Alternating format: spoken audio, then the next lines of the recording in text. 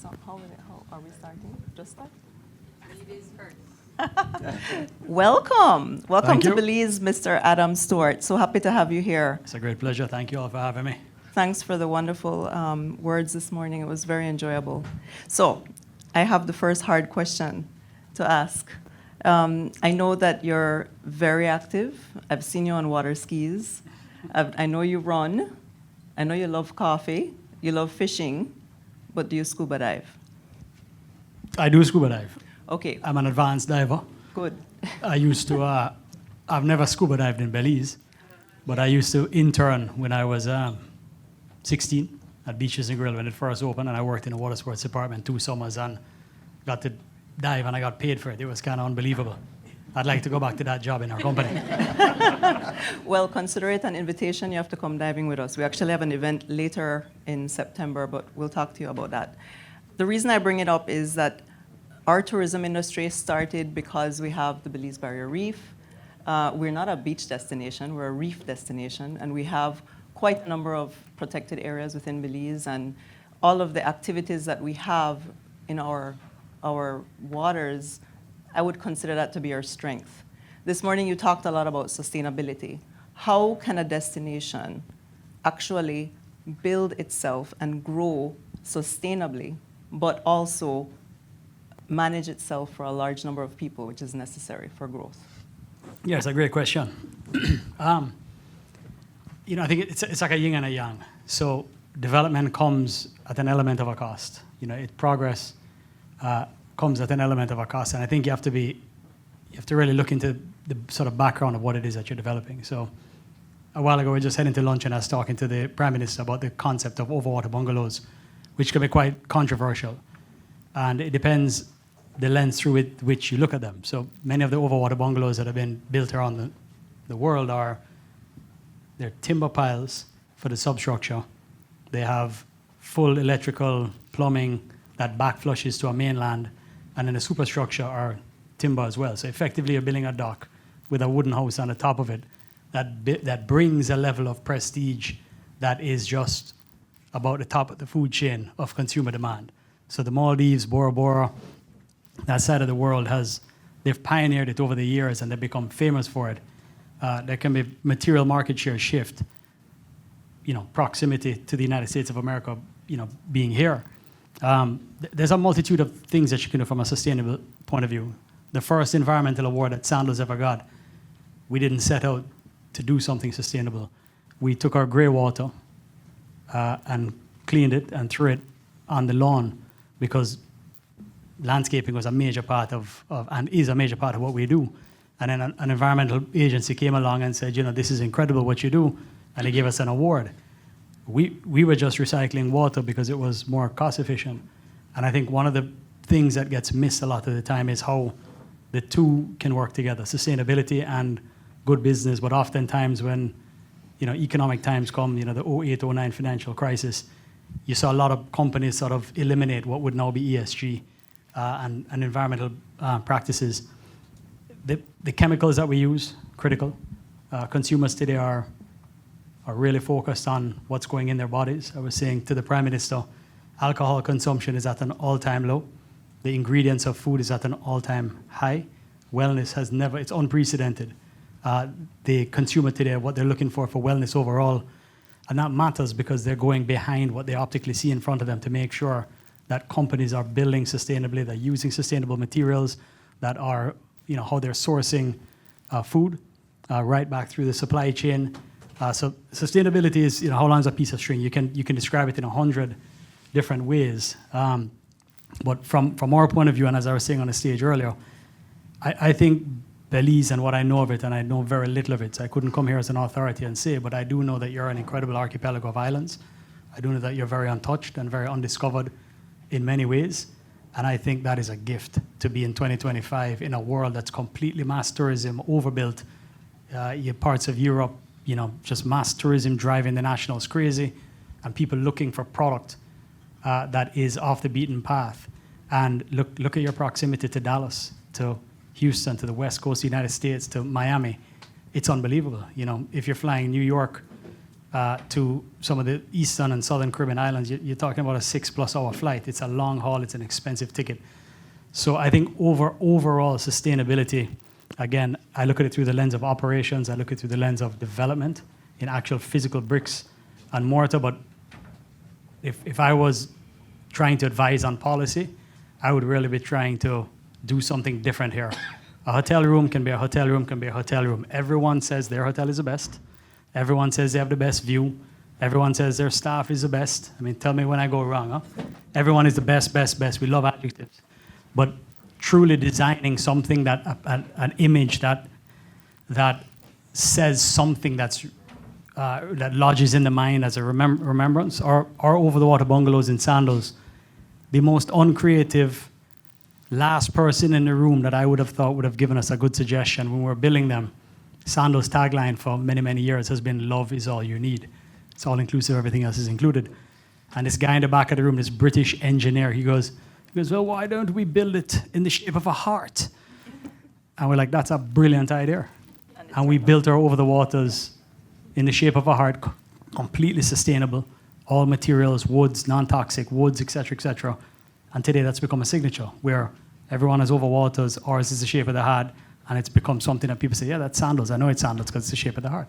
So that last like 10% of going further in creativity and then making sure that you back channel everything. The consumers today they're testing you as to, what are you doing? Thank you so much. So bottom line, we can scale business and we can do it sustainably. Absolutely.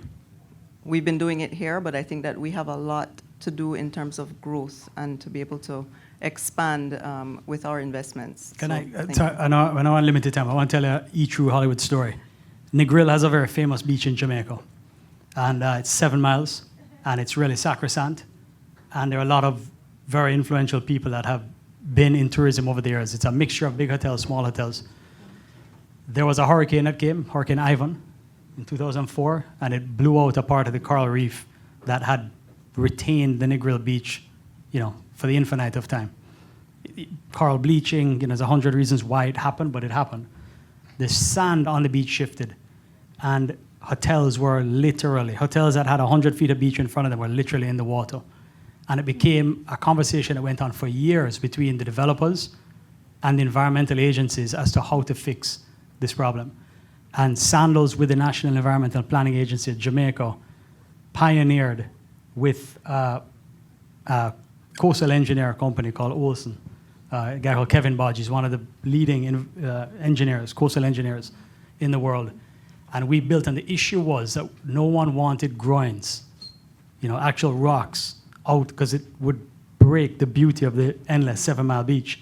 And we engineered a subterranean groin system where when it was being built, it was flat rock that was going out. There was a huge amount of talk. And like I said earlier, once you've seen something done once, then you believe, right? You can see it. We fought and we fought and we fought, working with the government and lobbying and town hall meetings, and we built this thing. And it is unbelievable. If you go on Google Earth today, you cannot see any groin. It's under the sand, and we've gone from having no beach, huge beach, to no beach. The beach is back.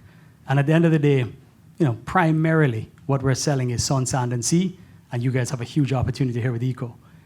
So the message there is somewhere between progress, development, logic, very credible engineers. You got to trust the process, and you got to go with it and make sure it's done right. And the net result is we are now 6 years later, multiple storms, and the beach is sitting right there.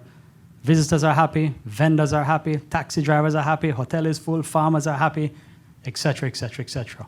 And that's a real life story I wanted to share, because if we couldn't find the blend, the happy medium between the development and environmental side, I think we'd be sitting here still without a beach, which really isn't helping anybody. Yeah.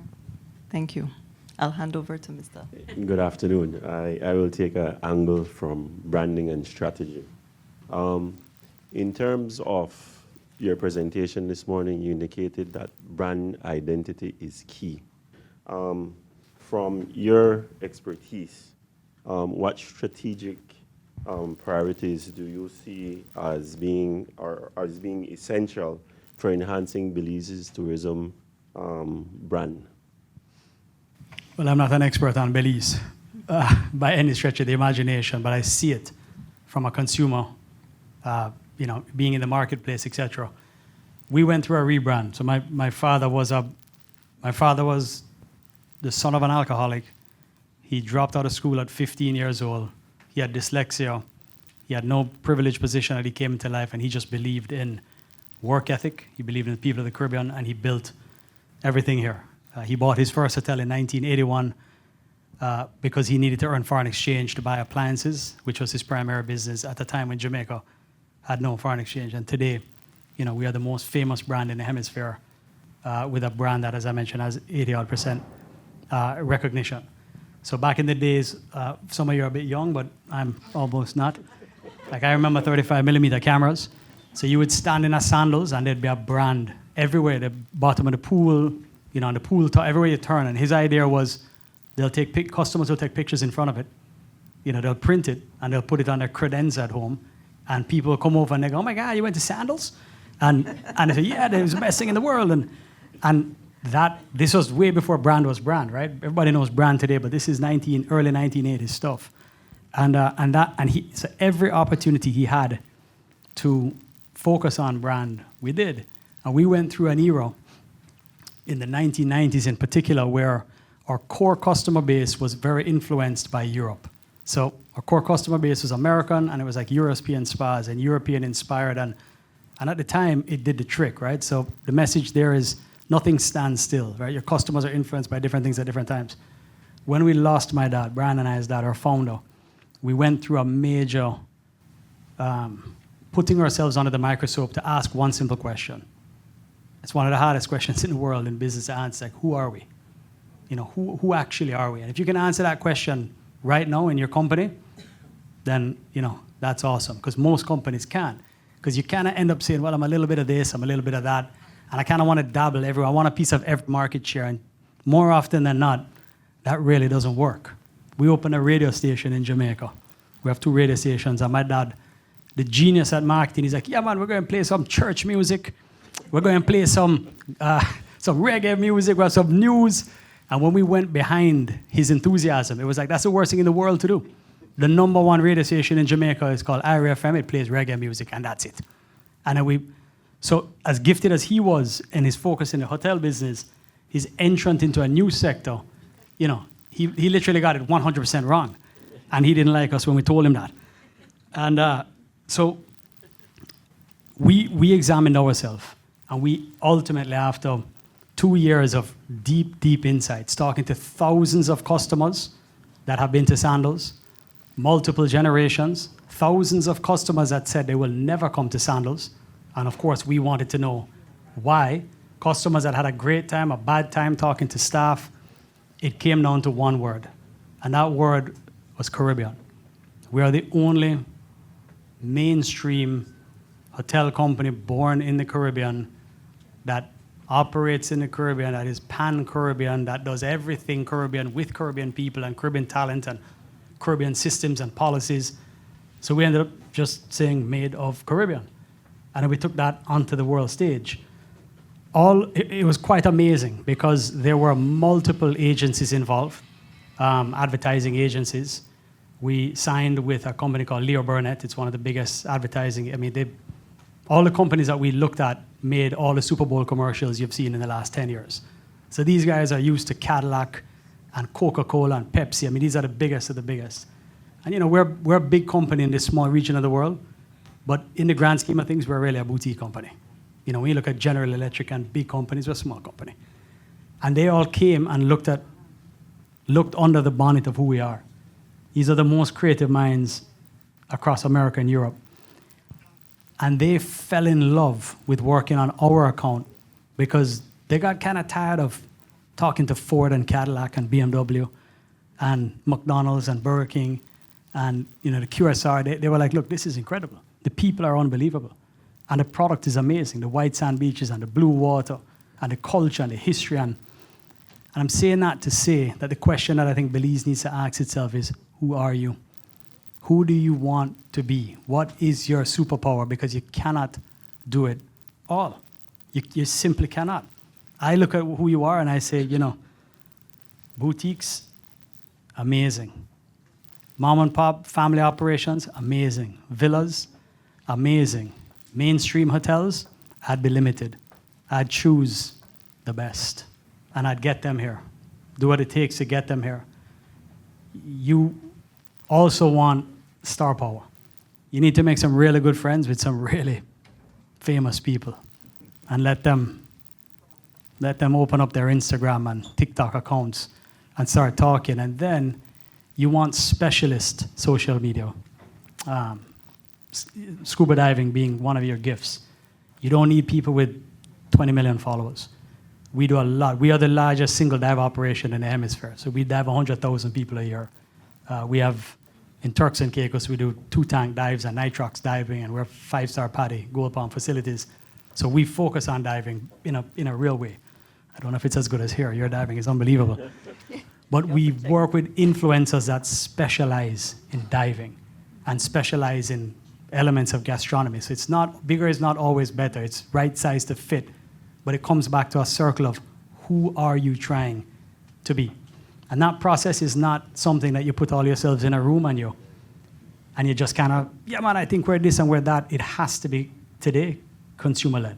You have to be humble enough to ask your customers the tough questions of what they think about you, and listen to them, and then let it come back. What was amazing for us is that, of course, we're from the Caribbean. I'm a 6th-generation Jamaican. My kids are 7th. Of course, our company is born from the Caribbean. Of course, we operate in the Caribbean. We do everything to promote the Caribbean, but we couldn't answer the question until we did the work. And it came full circle back, where it was like, that's who we are. And we're no longer European-inspired. We are Caribbean-inspired, top to bottom. And it was wild. It cost a lot of money. It would have been cheap if we could have just said, yeah, man, we're from the Caribbean. But the cookie doesn't really crumble that way. You have to do the work. And I think, as I said earlier, this is Mother Nature overload. Down here, you guys have a really, really cool opportunity to be here in 2025 and to have so much virgin territory that's untouched. There are consumers with a lot of money looking for product like this. Thank you.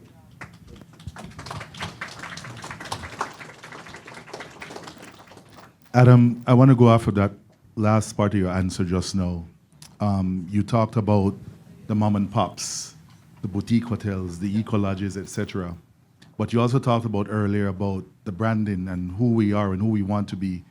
And for instance, when we go to CHTA and the other islands are there, Jamaica included, and everybody is saying sun, sea, and sand, and we get up and we say, well, we're sun, sea, sand, Mayan temples, rainforests, and we go down the list, right? We have about 20 things that we can list off. How do we do, right, in shaping that identity for ourselves, but still keeping the balance between the mom and pops, between the locally owned eco lodges, etc.? How is that critical to us keeping the identity between balancing between large resorts, flags, mom and pop organizations? How do we balance all of that? And how critical is it to maintaining a sustainable business model for our country? Yeah, look, I'm going to be critical of my dad and I because we're vulnerable and we're happy to tell the truth, right? Club Med invented all-inclusive. Sandals perfected all-inclusive. The Mexicans plagiarized the Jamaicans. Viva Mexico. Todo bien, amigos. And power to the people. They did a good job. They built it out. But we know where the pedigree came from, right? And my dad was a crazy Jamaican that just outworked everybody. Had no hotel, school, training per se. But the reality is that today, the segment that we exist in, all-inclusive, we are victims of our own success. It is one of the fastest growing leisure segments on the planet. So in this whole evolution of branding for the Sandals brand, the agencies did something that was awesome and heartbreaking at the same time. They put together a compilation from the 1980s of our marketing in a reel that then just went right into the 90s and the 2000s, right into our competitors. And when if you're not me, that knows every inch like almost every inch of our hotels. Hello? I hope I'm not that bad. You're turning off the mic. They literally did a reel where you can't tell. Everybody started showing beach shots, pool shots from a pool bar, waiters and bartenders. It just became the sea of sameness, as you've seen before. And so much so that they did it so cleverly that executives in the marketing agent of Sandals couldn't tell who was who. So that was awesome and heartbreaking at the same time. Awesome because we created a category. Heartbreaking because we almost refused to publish advertising content that didn't look the way you'd expected. Blue waters, white sand, like a particular look. If you look at the Made of Caribbean campaign now, it's doing the same thing very differently. It's reaching back, and you saw the video earlier. We're showing rainforests, we're showing rivers, we're showing waterfalls, we're showing destination more as opposed to just product, just Sandals bedrooms. And my advice to you would be, there are a lot of people competing on sun, sand, and sea and beach. If I was you and you have the opportunity of having such a huge back end of rainforests and ecological and whatnot, you're able to tell your story differently. You're able to, to reach into a place that, yes, you have sun, sand, and sea, but, if you thought Belize was just sun, sand, and sea, let's show you the real Belize. Let's take you back country. Let's take you in there. I would say to you, you should have a killer advertising agency, and they should come here and spend a lot of time to get to know who you are. And you should spend the money to get the best creative minds in the world to help figure out who you are and position it. It'll be the best investment, because the problem with all the boutiques versus a Sandals, my dad did something really, really clever. Every hotel we opened, no matter where it was, it started with Sandals. Sandals St. Lucia. Sandals South Coast Jamaica. Sandals. So he's branding one Sandals. The challenge that the small operators in this room would have is that you're small. And then the OTAs, you meet with an Expedia or whomever else and the next person, and you're all on the same supermarket shelf. And yes, you can use TripAdvisor and Google, but your tourism authority here has very heavy shoulders, because you have so many of your 10, 11,000 hotel rooms. I'm made to understand it's like 1,000 business hotels, right? It means there's a lot of collection of small. Destination Belize needs to stand out. It needs to shine. So the government and the government authorities and the Hotel Association, you guys, you're unique. I've never heard statistics like that before. So, brand Belize needs to be, and Costa Rica did it, right? Costa Rica really went ahead and created this whole stick construction eco, where people it's pura vida, right? Some people don't even know what that means, and they're like, pura vida. They created this awesome, image of the country, but I think Belize has a great brand, and that's kind of what I'm saying about Sandals. I don't think you're broken. I think you just have to push yourself to take yourself to the next level, because while you're sitting there, there are literally hundreds of thousands of new hotel rooms coming into this hemisphere, and everyone is going after the same market, so you have to stand out. Thank you. My next question kind of follows on that. So while we love our boutique hotels and our small hotels, we believe that we need larger, a few larger properties. So can you talk to us about what you think it would look like if we had an all-inclusive in Belize and we were to do that as a public-private partnership, for example, or where you've seen examples of that work in the Caribbean? For sure. So I guess we can define what is big. Sandals is 7,000 rooms as a chain. Our average hotels are somewhere between 250 and 300 rooms. We're kind of built on somewhere between 30 to 50 acres, so very, very low density, very spread out overall. We'd be considered to be a large hotel, but up the road in the Yucatan, there are hotels up there that Vedanta, the Palace Resort chain, these are 1,500, 2,000 room hotels. I guess the first thing we should is define what is big. There's a yin to every yang and a cost to every decision in life. All-inclusives are not all the same. So with segmentation, and the way I was explaining segmentation is there's There's a Courtyard Marriott, and then the AC Marriott, and then the Marriott, and then the Marriott Marquis, and then the JW Marriott, and then the Ritz-Carlton. That's segmentation.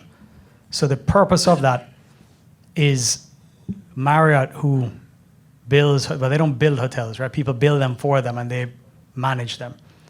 Want to be able to, on one street block in Atlanta, have 7 or 8 or 10 brands that don't compete against one another because they've segmented them. And the segmentation comes in one restaurant versus 2 on bigger conference facilities and what have you. So not all all-inclusives are the same. And that's a point I'm trying to say. We sit as a kind of Ritz-Carlton of the all-inclusive segment. We are who we are, so don't shoot the messenger. We believe in premium down. Our customers have more money. When they have more money, they give larger tips. They can go out on more tours. They can go into the craft village. They have the discretionary income to leave more foreign exchange, retain earnings in your banking sector. But that's just a segment that we win in. There are other operators that do a heck of a job. The one things all-inclusives do very, very well is they consume like crazy. So I'll give you some statistics of Beaches, Turks and Caicos. It's our biggest hotel. It's 100 acres. It's 770 keys. It employs 2,000 people for 770 keys. We import into Turks and Caicos 18 40-foot containers a week of consumables. It cooks 30,000 meals a day. So there's no amount of conch that we can get enough of. Fruits, vegetables, everything they can produce locally, we consume it. And so you get this 24-hour machine in an all-inclusive that employs more people. So we employ 3 people for every occupied room. We own an AC Marriott in Kingston, Jamaica, and it employs 0.8 people per guest room. So you get huge employment with an all-inclusive done our way. You get huge consumption. There is a huge misnomer, and not all companies are the same, but certainly our company. We are way past the conversation of wanting our customers to stand behind the gates of the hotel. And it's not rocket science. If they leave the hotel and they eat in a restaurant, then we save money. And the restaurateur earns money. So we do different programs. One of them is called Island Inclusive, where instead of giving the typical spa $250 credit, kind of like value added, we buy Mini Coopers that are convertibles. And when you're staying in our top suites in the hotel, of which 40% of our inventory falls into that category, you just sign a waiver, you take the Mini, and we have a bunch of restaurants that we have approved, and we keep rotating them. And you go on Sandals to a local restaurant and have dinner, and we pay for it, not the customer. So it's a different way of doing, we have a division that just focuses on tours called Island Routes. Sells about 1.2 million tours in the Caribbean a year, to all, right across the region. So not everybody is the same, and that's why I encourage you to say, start from a position of being fussy, being snobs. You have finite real estate. Give your grade A stuff. Invite the people you want to invest in your country. Go get them. Jump on a plane. Invite them down here. Try to put the deal together. There are incredible companies, and there are companies that are just, not great. Make sure the practices that they have and how they employ. My father set up a pension in Jamaica in 1983, 2 years after he bought his first hotel. Up until 2020, 85% of tourism workers in Jamaica did not have a pension. 10% belonged to us, 5% was the rest of the industry. Today, there is a nationalized, which we worked on with the government, pension scheme. But, this whole conversation of living in harmony with your communities and making sure that your investors are vested, and it's not a financial instrument that it's always going to happen, right? They're going to buy, they're going to sell. But really making sure that you find the best investors possible and be very fussy. They're out there. There are great, great companies out there, and there are companies that, I'm an ambassador for Jamaica for investment. And this is what I do. I go out and try and pull the best people in. And Jamaicans are very mature. market, but there's still always new brands that can do great things. So top down, sexy brands, that's where I said I know Six Senses might be having a little bit of getting going. But those are great brands in the marketplace that bring a level of cachet and prestige that everyone can pull off of and benefit from. Got it? You want me to say it again? In terms of entering a new destination, what are some of the indicators and metrics that you look at before you go into a destination? This microphone don't like me at all. I said on the stage earlier that we run a sophisticated business simple, and it's really simple for us. The two things we're looking for first is natural beauty and the people. If the people are incredible, even if it's not that beautiful, you can power through. But you're really looking for natural beauty. So St. Vincent, which is the example I use, I started looking my dad was looking in St. Vincent in the 90s. And it, again, just never happened. One other island came up, and I went down there in 2015 when we were building Sandals, Barbados. The PM's son, who is now Minister of Finance, Camilo Gonzalez, always invited me. I went over there. We fell in love with what is now, it's called Bocamed Bay, what is now Sandals, St. Vincent. It's in this incredible valley, and the mountains tower straight out of the ocean up into the clouds. And the only thing you can see that's man-made are little Caribbean wooden sort of shuttle houses. And everything is green, and the water the sun hits it, and it's black sand because it's a volcanic island. The sun hits the water, it's crystal clear, and it's merchandise. It's absolutely beautiful.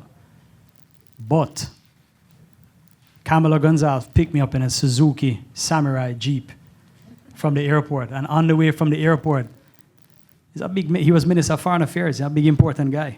I'm Adam. And we stopped at a rum bar, and he bought 2 Hyroon beers.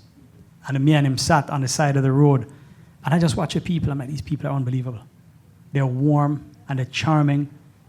And it was that is what I left there, and I called my dad and said, look, we have to figure out St. Vincent. This island has a magic. There was no major international runway, which is similar to a bit of what you have here. You have a major, but you haven't gone mainstream. So they built an international runway that opened on Valentine's Day 2017. And that became the license to make it more mainstream. But they've built out St. Vincent and the Grenadines with little boutiques, a lot of boutiques down the archipelago, right? Canawan and whatnot coming on the chain. So in many ways, you guys are similar in that you're not super mainstream, you're untouched, undiscovered. You don't have, you have a lot of land here, but they don't have a lot of real estate. So the trick was to find the kind of brands that you want, to bring in the airlift. And for us, all the airlift that followed Sandals, that we worked with their tourist board and built. 3 years before, we were working with American Airlines in Dallas and saying this is what we're doing, and size of the hotel, and network planning, getting them to put planes in. Today, 55, 50, 60% of the plane comes to us. The excess 40 is going to everybody else. So what is the result of that? Every taxi driver makes more money. Every hotelier is making more money.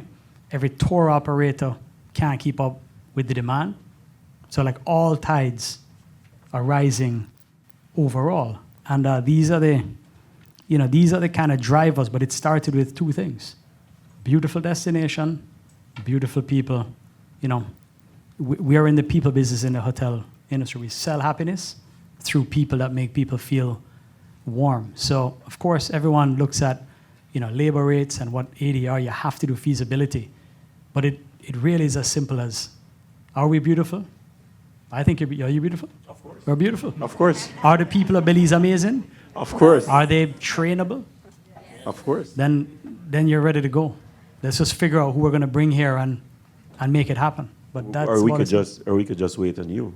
Oh, you can't wait on me too. I'm coming back, I can tell you that. I'm going scuba diving, I'm going to Mayan temples, I'm going on tours. You won't get rid of me. That's right. Adam, it seems like we agree, right? Not all investment is good investment.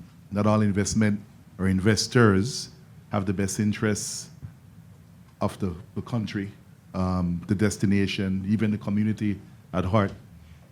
You're a special envoy for investment in Jamaica. We're at the Belize Investment Summit. What transferable lessons can you share with us when we're out there trying to get somebody to fly into Belize and put some seriously large amounts of cash down into our country and invest in our country? What lessons can you, what are the key things that you would say we must keep in mind at all times? I think you have to make it easy. As there's a few sayings that everyone's heard them before. Capital goes where it feels safe. I think you have an incredible government.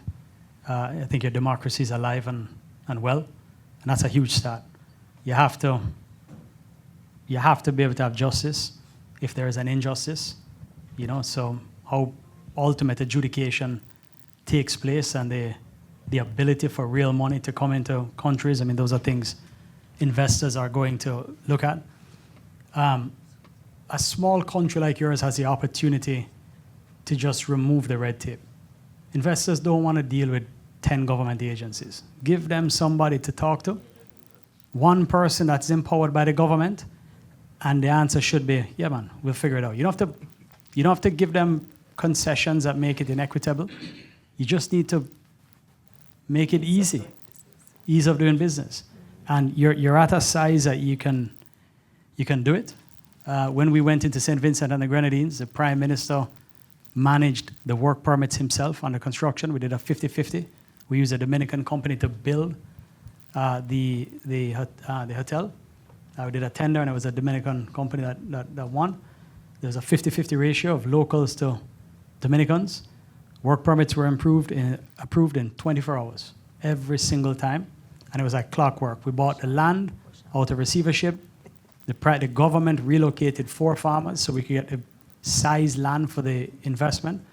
They asked us to spend $100 million. We spent $300 million because they made it so easy, and it's been a roaring success. We employed 950 people in that hotel, and then we had 500 more and sent them all around the Caribbean. When they had the volcano, we employed 500 people 2 years before the hotel opened so that they could be sandalized, as we call them. So we put them in St. Lucia, Antigua, and Jamaica, and we baptized them in the culture of who we are, so that when the hotel opened, the nationals could take the leading managerial supervisory roles that would typically take 2 to 3 years to stabilize. So as an investor, I've seen the best and the worst, and I would encourage you to be the best.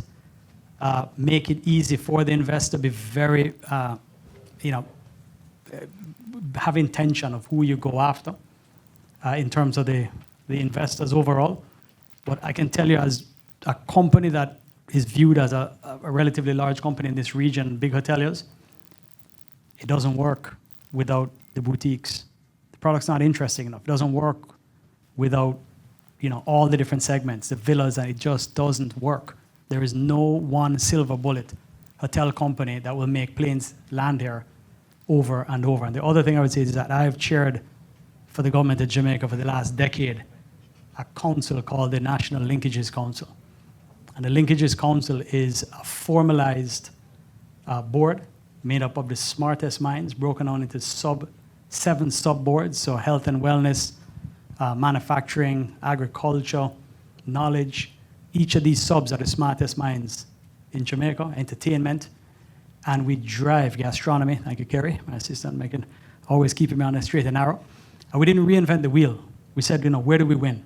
Jamaica wins with coffee, Blue Mountain Coffee. So we created a coffee festival to sell more coffee.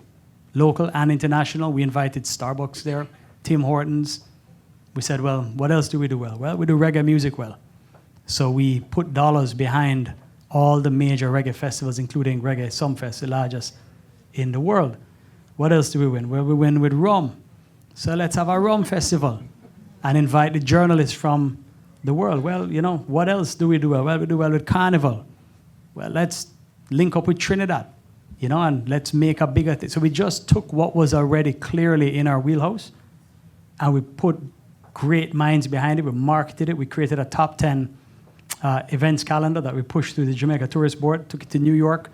If this is not the Jamaica that it's not Sun, Sand, and Sea. Like, come to the Rum Festival, the Coffee Festival, You know, we did an arts festival, but the government created a framework and then put private sector great minds to run it in harmony with the Ministry of Tourism. And it's been awesome.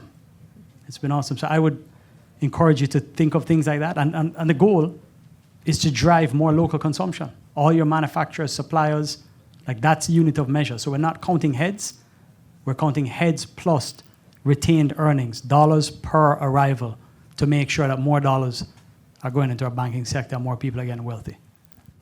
Thank you. Love the answer, except for the part where you said you win with rum. When you come, Winish, you know, when you come back, we'll have to stock up and see how that fares out, okay? Yeah, we have some good rum. Yeah, man, I'm willing to test you. I'm an expert. I saw the 3-minute sign. So maybe if we could do one last round with like 1 minute answers. My final question has to do with training and the work that you've done with Sandals Corporate University. I know you've had some work in conjunction with FIU, and you guys have done an amazing job with training. So that's an area that I think we need to focus on. We do not have a national training institute, a brick and mortar. That's what we're looking at. And any advice on how we can proceed quickly and effectively in that area? For sure. So the first thing is, the worst thing in the world you can do is put someone in a position of authority that is over-promoted or don't understand what they're doing. So I get the credit because I was CEO at Sandals when the Sandals Corporate University was created.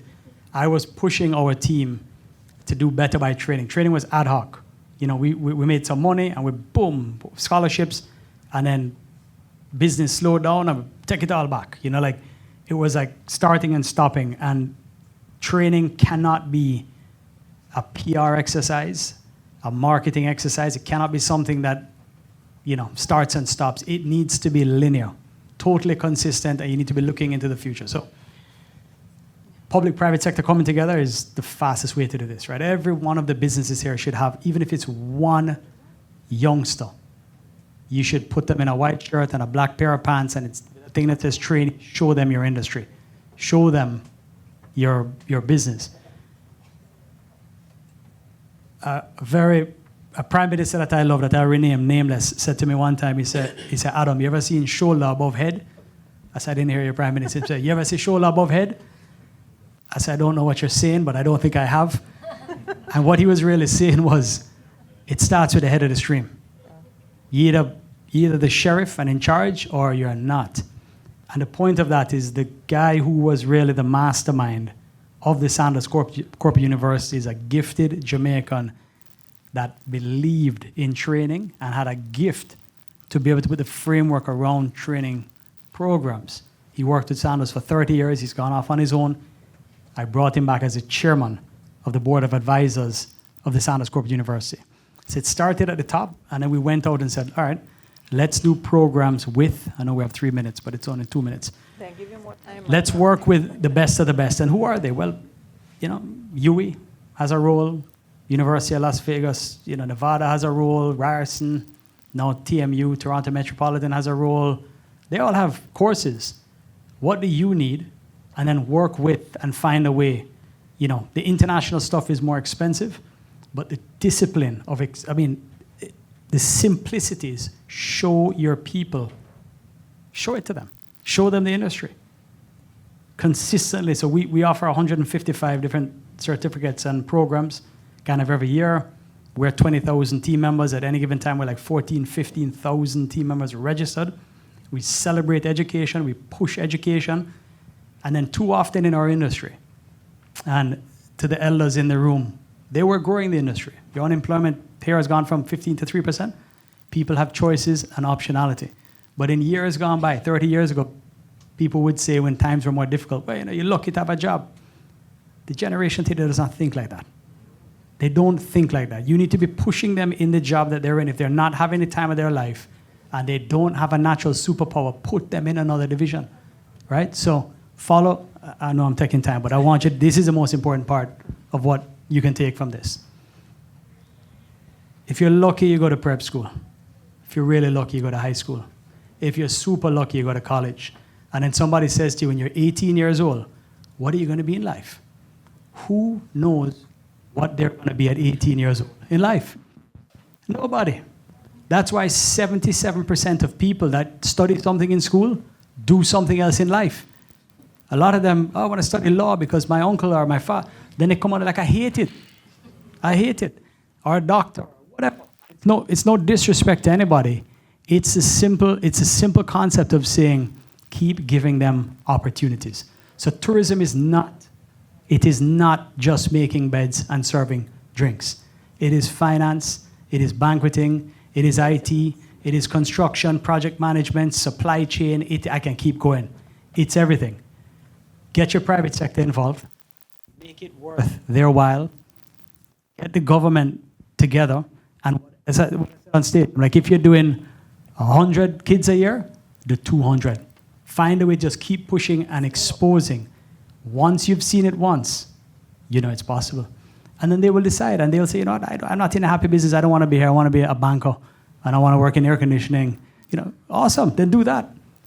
But there will be those who absolutely love the gratification. Can I tell one story? Correct. I want to tell you one story. Can I tell you one story? It's a good story. I took my children and my wife to the Contemporary Hotel in Disney. You know, you got to do it.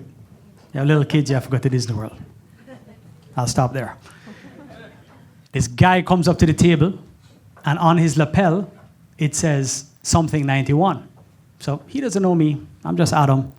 And I'm watching this guy, and he is flying through the dining hall, the restaurant, giving the most incredible service. I'm watching him, and he comes over, and then he gone. And so he comes over and says, can I ask you a question? He says, of course. I said, what does the 91 mean? And he goes, no, it doesn't say 91. And he leans in, he goes, it says 71. So now he has my attention. I go, 71. I go, what does that mean? He goes, I was on the opening team of Walt Disney World in 1971. I go, you were on the opening team and you're flying around Disney World. This is, I don't know, 8 years ago, 9 years ago. So he goes, yeah.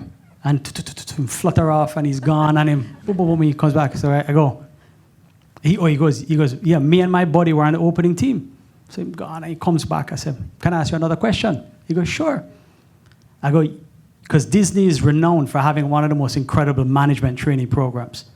You can actually pay as a non-team member. And so I go, you didn't want to go into the management training program? He goes, I did. Me and my buddy, we went into it. And I go, okay, and I'm gone again. Come back. So I go, what happened to you? Why didn't you like it? He goes, I did it for 3 years. He goes, I hated it. I wanted to be right here. I love talking to people. I love getting that instant gratification, da-da-da-da-da. Then, gone. Comes back. I said, can I ask you one more question? He says, yeah.